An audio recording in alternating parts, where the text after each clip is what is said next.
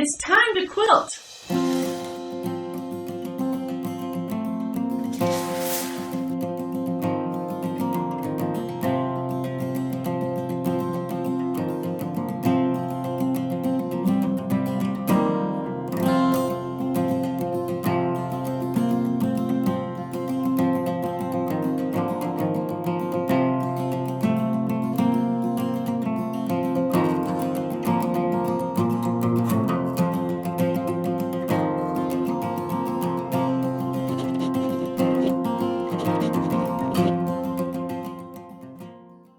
Hi everyone, welcome to my studio.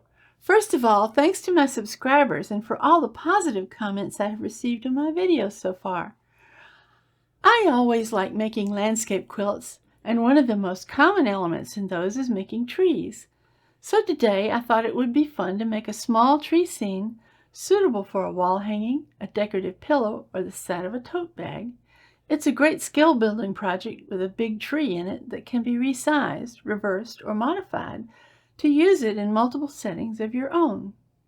There are quite a few ways to make good-looking trees for fabric art.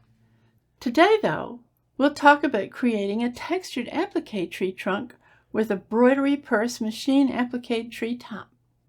Textured applique is different from traditional flat fabric applique in that it has more dimensional texture. It uses a layer of wool batting or even multiple layers between the applique and the quilt top. It makes interesting textures like rough tree barks, rocky surfaces, or even dragon skin really stand out. Wool batting has the best characteristics of the various types of battings for this particular application. It flattens well when it's stitched, and it puffs up loftily when it isn't. So you can build up a very three-dimensional texture on the surface of your quilt.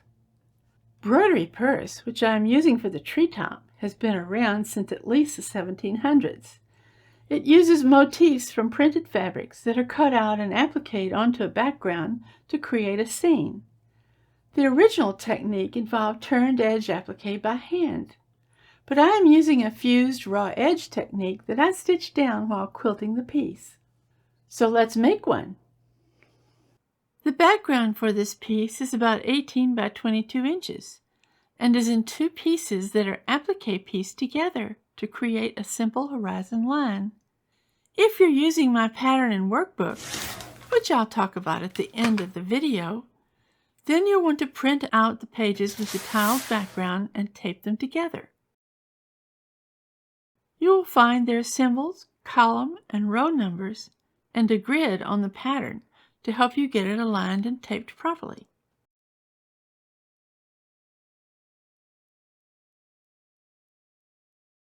Off camera, I turned the pattern upside down and took a piece of 6-inch long by 20-inch wide freezer paper and traced the horizon line across the matte side of the freezer paper using a light tablet. I will put a link for the light tablet I recommend in the information box below. Cut out the horizon line on the freezer paper. You want to trim it kind of carefully because the shape you cut will end up being the final shape of your horizon. It doesn't have to be exact with the pattern, but it does need to have a smooth horizon look to it. Line the cut edge of the freezer paper up with the wrong side of the fabric you're using for the grass color of the background. Make sure you have the shiny side down. I'm assuming you're using a fat quarter for the fabric. You want to line up the freezer paper so you have at least a 1/2 inch or so past the edge of the pattern. You'll need this later. Iron the freezer paper to the wrong side of the fabric. Freezer paper is really neat. It will stay there as long as you need it, but then you can peel it off when you're done. It will not harm your fabric.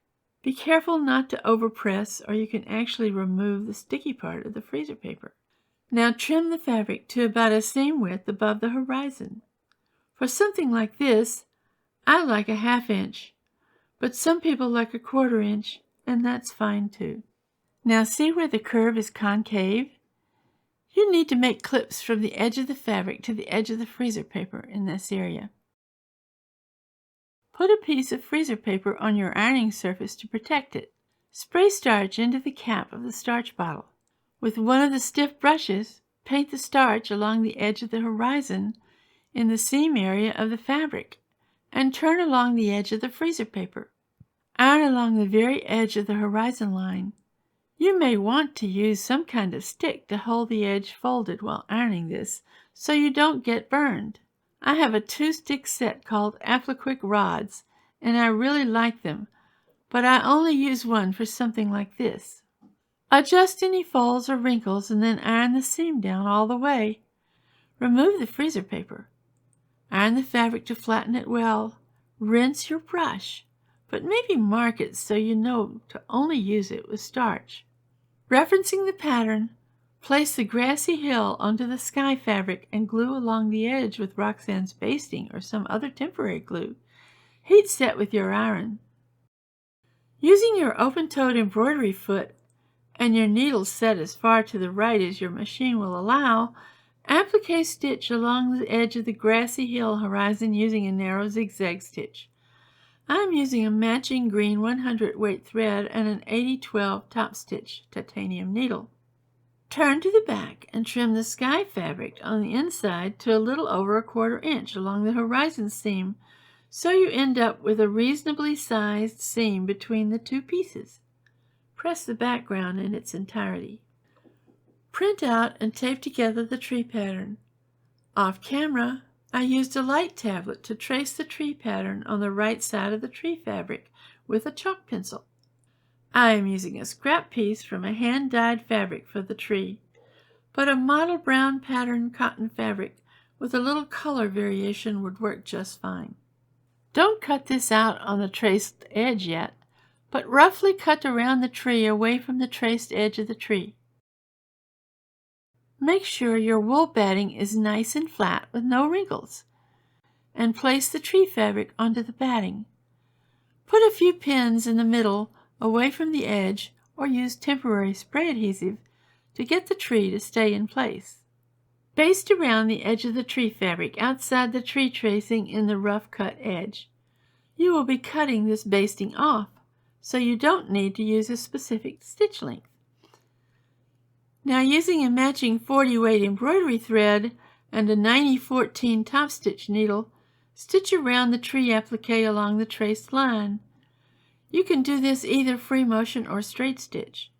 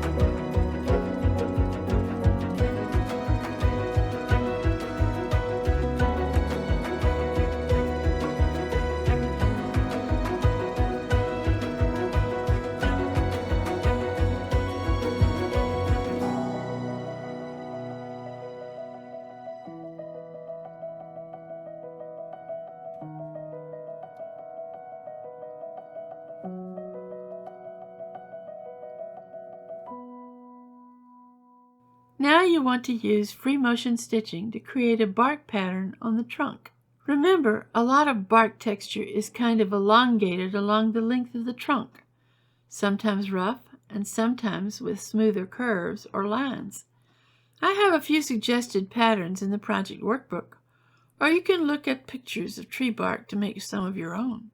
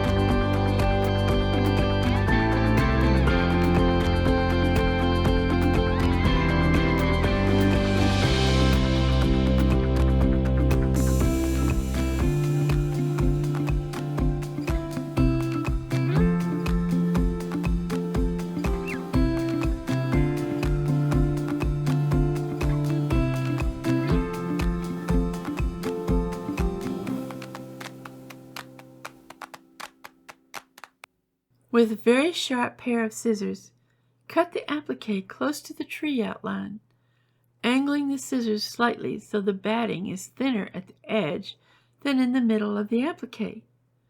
Don't worry too much if you accidentally cut through the stitched outline. You will be stitching over that later, but make sure it still looks like a tree edge. Glue the applique in place on the background with a small edge of Roxanne basting glue, or lightly spray the batting back with temporary spray adhesive, trying to tuck in or cut off any batting that may be showing. Place the tree onto the background and move it around until you like it. Remember, you need to leave space for the treetop.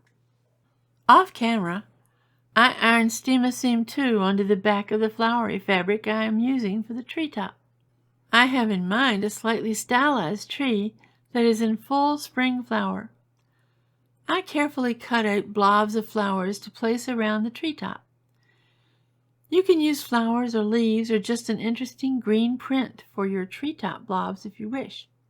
Here I'm test placing these around the tree trunk so you can get a good idea how much space you need around the tree when you place it. But now let's stitch the tree trunk down. Set your machine up with an open-toed embroidery foot and a narrow zigzag stitch. I have mine set about 2.0 width. Move your needle as far to the right as you can and stitch the tree trunk in place onto the backing with a matching thread. Add a pin if needed when you're stitching down the limbs. Sometimes you may see a little bit of the batting come up, and if so, just trim it before you stitch that part down. For all of this, I'm working pretty slowly and stitching with buttons as well rather than the pedal. If you want to know more about that, I made a quick tips video earlier this year that you can look at, and I'll leave a link to that below.